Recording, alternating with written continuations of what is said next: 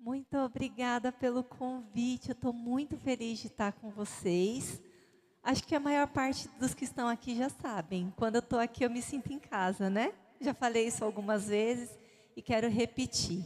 E quero dizer para aquelas pessoas que estão em casa, que estão assistindo à distância, que Deus abençoe vocês também e que vocês tenham a mesma oportunidade que eu estou tendo, que é estar aqui presencialmente. É tão bom estar com vocês presencialmente, a gente se sente tão mais próximo, não é? Que bom. Mas nós vamos agora estudar a palavra de Deus nesse dia especial que comemoramos o Dia da Mulher e na Igreja Adventista nós comemoramos o Dia da Mulher Missionária. Vamos orar mais uma vez?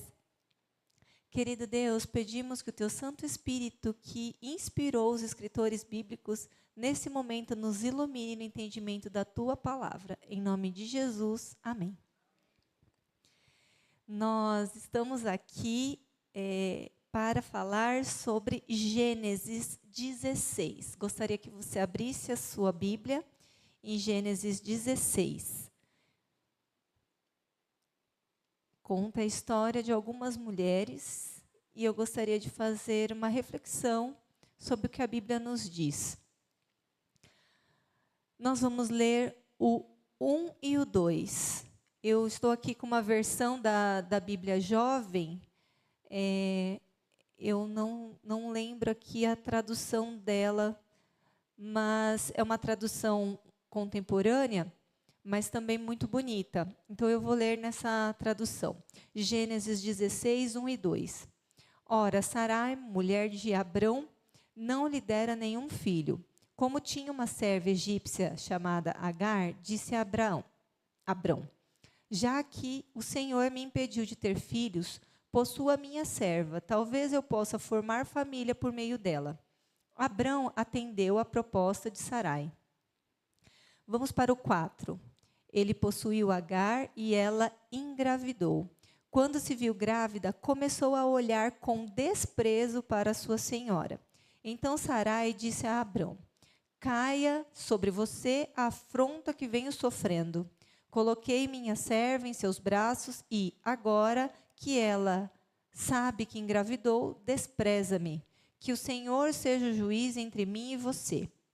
Respondeu Abrão a Sarai, sua serva está em suas mãos, faça com ela o que achar melhor. Então Sarai tanto maltratou Agar, que esta acabou fugindo. O anjo do Senhor encontrou Agar perto de uma fonte no deserto, no caminho de Sur, e perguntou-lhe, Agar, serva de Sarai, de onde você vem? Para onde vai? Respondeu ela, estou fugindo de Sarai, a minha senhora. Disse-lhe então o anjo do Senhor, volte a sua senhora e sujeite-se a ela. Disse mais o anjo, multiplicarei tanto os seus descendentes que ninguém os poderá contar. Disse-lhe ainda mais o anjo do Senhor, você está grávida e terá um filho, e lhe dará o nome de Ismael, porque o Senhor a ouviu em seu sofrimento. Vamos para o 16. Abrão estava com 86 anos de idade, quando Agar lhe deu Ismael. Agora vamos passar um pouquinho a Bíblia, você vai ver que no 17 fala da circuncisão, do sinal da aliança, que Deus promete novamente um filho a Abraão, e depois Abraão intercede sobre Sodoma, lembra que Ló estava ali, e Abraão intercede, depois tem a destruição de Sodoma e Gomorra, depois a gente vê os descendentes de Ló, Abraão em Gerar, depois que teve ali uma guerra, na verdade o rei, né, tomou a esposa de Abraão, e aí Deus livrou ali eles, e aqui nós chegamos no capítulo 21, e eu gostaria de ler com vocês do 5 ao 10. Estava ele com 100 anos, então nós falamos de Abrão com 86 anos, e aqui já é o nome Abraão, com 100 anos de idade, quando lhe nasceu Isaque, seu filho. E Sara disse, Deus me encheu de riso, e todos os que souberem disso rirão comigo. E acrescentou, quem diria, a Abraão que Sara amamentaria filhos? Contudo, eu lhe dei um filho em sua velhice. O menino cresceu e foi desmamado. No dia em que Isaque foi desmamado, Abraão deu uma grande festa. Sara, porém, viu que o filho de Agar, a egípcia, que o filho que Agar, a egípcia, dera a Abraão, estava rindo de Isaque. E disse a Abraão: livre-se daquela escrava e do seu filho, porque ele jamais será herdeiro com o meu filho Isaque. E depois diz no texto, no 15, quando acabou a água da vasilha, ela deixou o menino debaixo de um arbusto e foi sentar-se perto dali, à distância de um tiro de flecha, porque pensou: não posso ver o menino morrer. Sentada ali perto, começou a chorar. Deus ouviu o choro do menino, e o anjo de Deus do céu chamou Agar e lhe disse: o que a aflige, Agar? Não tenha medo, Deus ouviu o menino chorar, lá onde você o deixou. Levante o menino e tome-o pela mão, porque dele farei um grande povo. Então Deus lhe abriu os olhos e ela viu uma fonte. Foi até lá, encheu de água a vasilha e deu de beber ao menino. Deus estava com o menino. Ele cresceu e viveu no deserto e tornou-se flecheiro. Que história forte, não é verdade? Aqui, só durante a leitura, você já começa a ter, né, vários sentimentos e pensar de várias coisas. Nós sabemos que Deus fez uma promessa a Abraão. E essa promessa é repetida durante toda a Bíblia. Deus prometeu a promessa de Abraão, Isaque, Jacó, não é verdade? Sempre é falada essa promessa. Mas hoje, durante a leitura, nós percebemos que Deus não prometeu somente a um homem, Abraão. Ele fez exatamente a mesma promessa para uma mulher. Você sabia que antigamente, quando você dirige a palavra de alguém para alguém, você está colocando esta pessoa como uma liderança? Então, quando Deus fala com alguém, ele está... A gente viu, né? Quando Abraão intercedeu por Sodoma e Gomorra, Deus fala com Abraão e conversa com ele. Isso é uma posição elevada, quando Deus conversa com um ser humano. E aqui nós vemos Deus conversando várias vezes com uma mulher sofrida, com Agar. Essa mulher, ela teve decisões equivocadas, é ou não é? A Sara também teve decisões equivocadas. Eu fico triste quando eu vejo que o mundo coloca que as mulheres brigam entre si, como se fosse algo natural da mulher. Existe isso não é novo, isso é antigo. Quando você vai para a língua chinesa, não sei se vocês perceberam, né, mas essas línguas antigas, elas têm símbolos. Não é como a gente faz o A, B, C, D. Né? Eles juntam um símbolo com o outro e aquele símbolo tem o significado de uma palavra. E você sabe qual é o símbolo para a palavra em chinês tumulto? Eles colocam duas mulheres dentro de uma casa. Para eles, isso é tumulto. Então, desde antigamente, isso acontece. As pessoas sempre colocam isso. Mas como é triste nós vermos mulheres brigando entre si. Não é verdade? Como é triste essa história de vermos mulheres brigando. Nós temos, né, a neurociência agora explicando um pouco do que naturalmente nós já sabemos. Eu vou fazer uma pergunta para vocês. Quais são as brincadeiras em geral que os homens gostam de brincar? Os meninos gostam de brincar? Futebol? O que mais? Vôlei, carrinho, né? Então, vamos pensar nessa brincadeira. Como é a satisfação? O menino, ele pega uma bola ele chuta uma bola, a bola entra no gol e o que você vê no rosto do menino? Alegria, felicidade. É fácil ou é difícil? É fácil, é ou não é? Você pega o carrinho, ele é de fricção, né? Então você puxa o carrinho, puxa, solta o carrinho chega lá do outro lado, o que acontece? Felicidade. É fácil ou não é? É. E a brincadeira que a maior parte das meninas brinca? Boneca. Como que acontece com a boneca? A boneca, ela está dentro de uma casa. Então ela tem que pensar na casa. Aí a boneca tem filhos. Tem que pensar como que a boneca cuida das crianças, certo? E aí depois a boneca também tem um marido, então tem que cuidar ali do marido também. Qual é a satisfação? Depois que tudo está perfeito.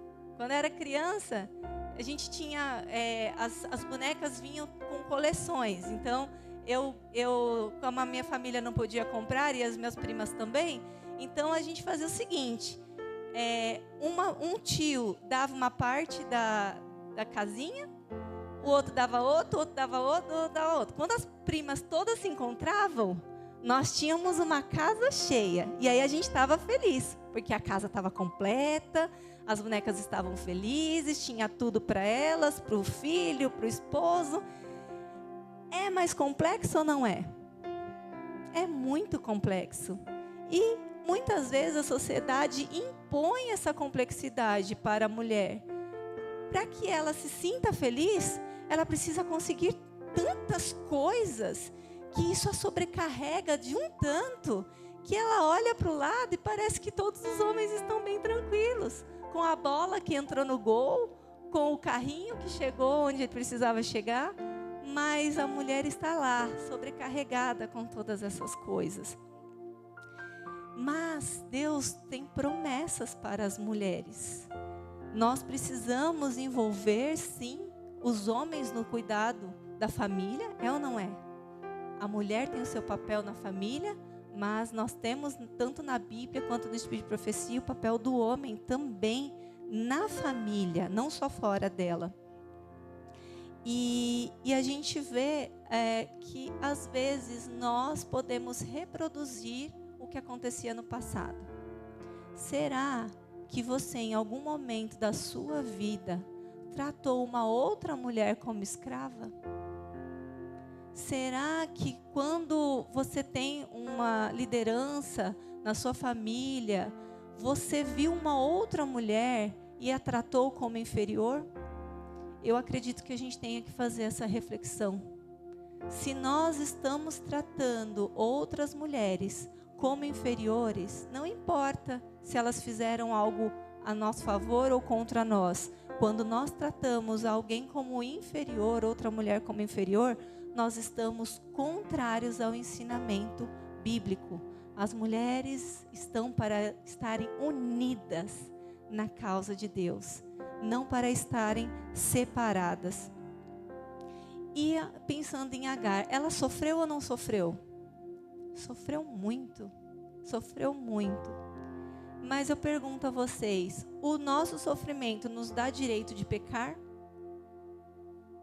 Nos dá direito de pecar? O nosso sofrimento não nos dá direito de pecar. Quando ela engravidou e começou a humilhar Sarai, ela pecou. Não era certo essa humilhação. E quando Sarai quis revidar, a humilhou de tal forma, tão forte, a Bíblia diz que foi de uma forma tão forte essa humilhação, que Agar saiu fugindo para o deserto com um bebê. E ela sai fugindo para o deserto e quem aparece na angústia dela? O anjo do Senhor aparece para ela e reafirma a promessa que ela teria um filho e que o próprio Senhor cuidaria dela. Mas se nós, mesmo passando por dificuldades, não devemos pecar, quando a gente peca, a lição vem que é volta e se una a ela novamente. Vocês brigaram? Agora você volta e vão se unir. Mas não é justo, ela me maltratou também. Deixa a justiça com Deus. Deus sempre faz justiça. Se alguém te injustiçou, clame a Deus. Esta é uma certeza bíblica. Deus sempre fará justiça. Naquela hora pode doer, pode ser que a justiça não seja imediatamente após o ato, mas Deus sempre faz justiça. E quando ela clamou, Deus falou com ela. E ela voltou. E elas ficaram próximas novamente. E ela teve um filho. E depois, quando o filho já era adolescente, já era jovem, depois da circuncisão, então o menino era grande quando Abraão se circuncidou e circuncidou o menino também, nasceu Isaque. E olha só como é o poder de uma mãe. Como o exemplo de uma mãe vale mais que 1000 palavras, mesmo para o mal. No dia da festa, que Isaque tinha sido desmamado, o que Ismael fez com Isaque? A mesma coisa que a mãe dele, Agar, tinha feito com Sarai. Humilhou, deu risada. E aí, o que a Sara, naquele momento já chamava Sara, fez? Pediu para que mandasse ela embora. Pediu para que Abraão mandasse aquela escrava. Manda ela embora. O que aconteceria? Você consegue imaginar? Você está numa tenda, no deserto, que tem alimento, eles estavam em Canaã, tem alimento, tem tudo. O que acontece? Se eu pedir para uma pessoa ser jogada no deserto, o que eu estou pedindo para essa pessoa? Morrer. Como que uma pessoa com um filho jovem consegue sobreviver no deserto? Ela foi com uma quantidade de água, de comida, mas aí ela percebeu que aquela água e aquela comida acabou. E quando ela percebeu que acabou, ela já sabia na mente dela qual seria o próximo passo. Mas sabe o que ela se esqueceu? Da promessa. Você lembra da promessa? Antes de Ismael nascer? Qual era a promessa? Que Deus faria uma grande nação a partir de Ismael. Se ela tivesse acreditado nessa promessa, nesse momento ela não acharia que ela iria morrer, nem que Ismael iria morrer. Portanto, ela não acreditou, não confiou naquela promessa passada. E o que ela fez? Se afastou à distância de uma flecha atirada. Deixou o menino num lugar e se afastou. Mas, lembra que eu falei que a mulher, o exemplo da mulher para o mal, mas também para o bem é muito forte? Quando ela esteve em dificuldades, ela clamou e o Senhor falou com ela. Quando ela e o filho agora estavam em dificuldades, o que o menino fez? O menino clamou. E às vezes, né, nossa sociedade diz: homem não chora. Homem não chora. E aqui não estamos falando de uma criança. Apesar da Bíblia falar menino, já era, hoje, nos nossos termos, um adolescente, um jovem. E aí ele chora, não um choro qualquer, um choro de clamor. E olha que interessante, Deus não se dirige para ele, para o filho, se dirige para quem? Para a mulher, para Agar. E diz: eu ouvi a oração, o clamor do seu filho. Que alegria nós sabermos, mas também que grande responsabilidade sermos um exemplo para as crianças que estão ao nosso lado. Porque se só nós orarmos, não é suficiente. As outras pessoas que a gente ama precisam querer também aquilo. Quantas vezes, como regional do Ministério Jovem, eu recebo pais, tios, avós que dizem: por favor, traga coisas para os jovens, para que eles possam se envolver, para que eles possam estar na igreja. É uma oração sincera, real e por muito tempo. Mas é o exemplo também dentro de casa que faz com que aquele jovem também queira o mesmo que o pai quer. Que aquela jovem queira o mesmo que a mãe quer. Que eles queiram o mesmo que os tios, que os avós que estão na igreja querem. Sabe qual é a melhor forma disso acontecer? Falar, parece óbvio, mas não é fácil. Falar bem da igreja. Sabe por que é óbvio? Porque se eu disser para vocês uma coisa: olha, eu estou indo num lugar, mas lá o pessoal briga o tempo todo. Eu estou indo para um lugar, mas lá ninguém respeita ninguém. Eu estou indo para um lugar, mas eu vi vários erros lá. E depois de eu falar tudo isso para você, eu digo para você: sabe o que eu queria te fazer hoje? Um convite para estar comigo nesse lugar. Como você responderia? Desculpa, eu tenho um compromisso, eu tenho outra coisa para fazer. Agora, se eu disser para você: eu estou num lugar muito legal, acabei de voltar de um lugar que tem pessoas maravilhosas.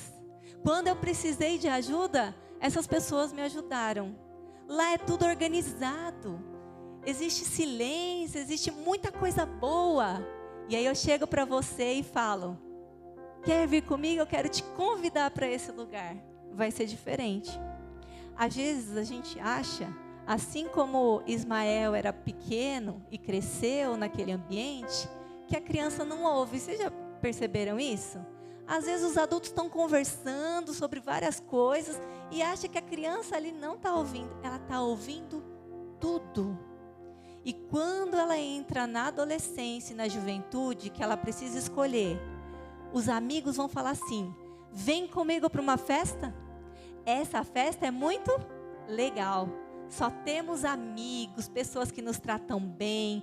Quando eu tive dificuldade, essas pessoas me ajudaram. A gente é muito feliz ali.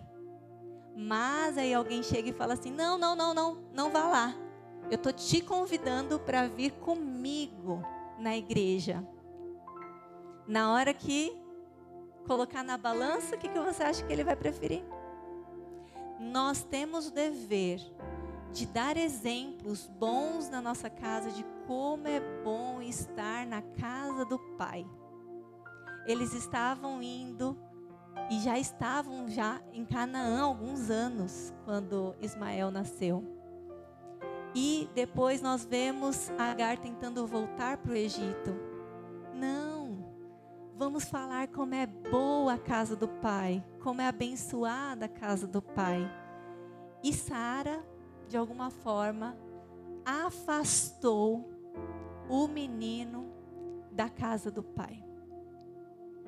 Quantas vezes nós fazemos isso também? Quantas vezes uma pessoa vem aqui, entra em algum lugar na nossa casa e a gente olha de cima a baixo como que ela está vestida. Isso afasta a pessoa da casa do Pai. Mas como é bom, como hoje, quando eu entrei aqui, a igreja, os irmãos ali com a camiseta, igreja acolhedora, me deram um abraço, me receberam com um sorriso. Pela manhã nós tivemos o culto lá na Vila Formosa e um pastor da igreja adventista disse que ele chegou na igreja, ele estava com um monte de brinco, ele estava com uma camiseta de rock, com uma banda de rock. E quando ele chegou na igreja, o que eles fizeram? O que vocês acham? Abraçaram ele. E ele falou assim: você acredita? Vir para a igreja eu vim para a igreja adventista e eles não me deixavam mais sair. Eles me abraçavam, eles me chamavam para ir em casa, eles me convidavam para as coisas, eles participavam, eles me abraçavam, eles me acolheram. E de lá, daqui, eu nunca saí. É isso. A mulher, ela tem essa função e aqui o homem também. E nós vemos aqui no livro de Gênesis que nós podemos escolher. Passamos por tribulações, mas isso não nos dá direito de pecar. Nós temos que nos arrepender. Nós temos que confessar os nossos pecados. Mas eu queria dizer que Gênesis 3,15 fala de uma profecia. Vocês se lembram dessa profecia? Gênesis 3,15.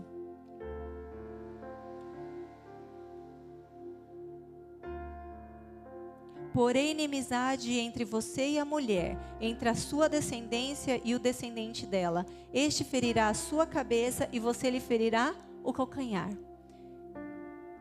Quem é a inimizade? É entre a mulher e a serpente.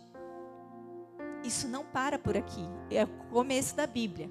Mas eu gostaria de convidar vocês para o final da Bíblia. Apocalipse 12:6. Apocalipse 12:6 diz: a mulher fugiu para o deserto, para um lugar que lhe havia sido preparado por Deus, para que ali a sustentasse durante 1260 dias. Se você já conhece de profecia, você sabe. Mas se você não conhece, se você está nos assistindo e não conhece dessa profecia, por favor, venha até a igreja e peça para estudar a Bíblia. Nós temos algo muito lindo, uma promessa de Deus para nós, e você precisa conhecer o entendimento dessa profecia. Mas se você que está aqui já estudou essa profecia, sabe que quando nós vimos lá em Daniel os reinos, tinha a Babilônia, vocês se lembram? Medopérsia, Grécia, Roma. Tinha Roma, parte imperial, e depois teve Roma misturada com a Europa religiosa. E nessa fase, né, da estátua, nós vemos aqui uma profecia que a mulher representa quem? A igreja. E o dragão representa quem? O que já vimos, né? A descendência da serpente. E aqui nós temos uma briga, uma inimizade. E quando a Bíblia diz que durante 1260 anos a mulher ficaria protegida no deserto, nós nos lembramos do ano 538 a 1798, onde existia uma supremacia religiosa que não permitia o povo a ler a Bíblia. Mas acabaram os cristãos que liam a Bíblia? Não. O restante da descendência é uma promessa de Deus. E a promessa de Deus sempre se cumpre. Havia um restante que ficou ali em cavernas, em lugares separados, afastados, mas continuaram lendo a palavra de Deus. E a partir desse momento, assim que acabasse esse período, nós entraríamos num tempo que nós estudamos nos 10 dias de clamor, que é o tempo do fim, certo? O tempo do fim começou e Deus suscitou dentro da igreja pessoas que continuariam profetizando a todo mundo, porque a missão não tinha acabado, enquanto não todos tivessem ouvido do Evangelho. E eu gostaria de falar para vocês de algumas pessoas que Deus levantou nesta época, além de Guilherme Miller, além de vários outros que nós estudamos como pioneiros. Nós temos Raquel Oakes. Alguém já ouviu falar de Raquel Oakes? Raquel Oakes, ela foi a primeira a introduzir a observância do sábado, o 7º dia, aos adventistas milleritas, em 1844. Ela confrontou um pregador dizendo que ele deveria guardar todos os mandamentos de Deus, o que convenceu a adotar o sábado no movimento adventista millerita naquela época. Martha Byton. Alguém ouviu falar de Martha Byton? Martha Byton, ela é filha de John Byton e é reconhecida por ter ensinado na primeira primeira escola adventista, escola de casa, em 1853. Fundou a Sociedade Maternal, que mais tarde se tornou a Sociedade Dorcas e antecessora da Ação Solidária Adventista. Deus levantou mulheres no tempo do fim. Maria Júlia Galvani, ela, graduada em Pedagogia e Letras, atuou como secretária do Centro de Pesquisas em Engenheiro Coelho, aqui mais próximo de nós. E ela contribuiu para a preservação e difusão da literatura adventista. Nós temos também uma mulher que trouxe muitas orientações sobre saúde. E vocês conhecem também Ellen White. Quantas orientações sobre a obra médico-missionária, que é o braço da pregação do Evangelho. Deus levantou mulheres para fazer a diferença no tempo do fim.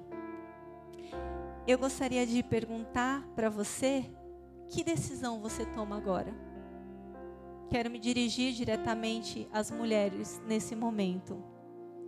Existe aqui em Apocalipse a última igreja chamada Laodiceia. Ela me parece bastante com Sara, que diz: sou rica, abastada, de nada tenho falta. E também a gente lê na Bíblia que Jesus vai perguntar para as pessoas: quando eu tive fome, não me deste de comer. Quando eu tive sede, não me deste de beber. Uma pessoa rica, que se acha rica, de nada tem falta e não se importa com as pessoas que estão na escravidão e no deserto perecendo. Que atitude você toma? Você pode tomar a atitude de ser aquela mulher que Deus representa aqui em Apocalipse.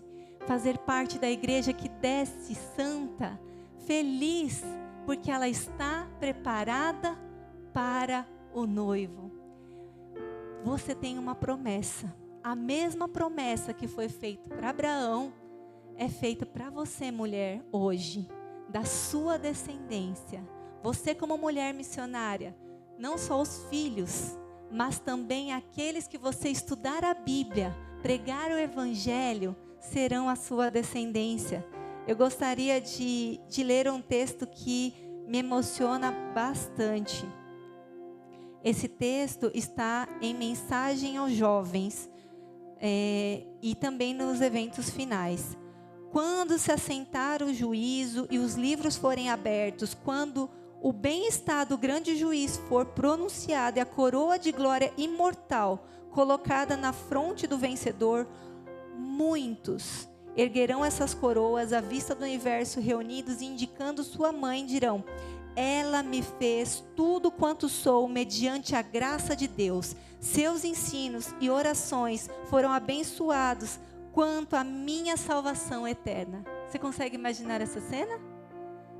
O juiz se assenta, o nosso rei Jesus se assenta e ele dá as coroas para todo o seu povo. E vários ali pegam as coroas da sua cabeça e erguem e dizem: desculpa a emoção, porque eu serei uma dessas.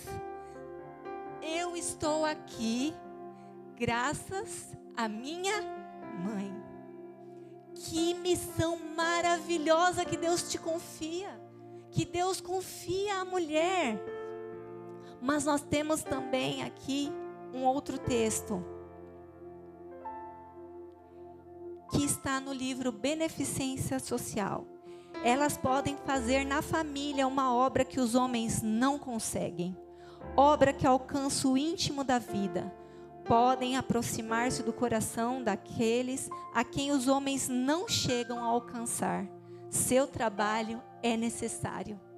Quantas pessoas serão alcançadas por mulheres que os homens não conseguiriam atingir? A promessa que é dada a Abraão, Isaac e Jacó também é dada a você, mulher. E eu espero que você decida hoje fazer parte dessa missão. Nós vamos agora ouvir um hino. Nós ouvimos antes da pregação que mesmo sem ver, Cristo acredita em ti. Agar não estava vendo a água, mas Deus abriu os olhos dela e ela pôde crer na promessa. E agora nós vamos ver e vamos cantar juntos ou ouvirmos juntos. E eu peço para que você, se é mulher e aceita esse chamado, se coloque em pé. E se você é homem e aceita estar junto das mulheres nesse trabalho, também se levante e creia nas promessas de Deus.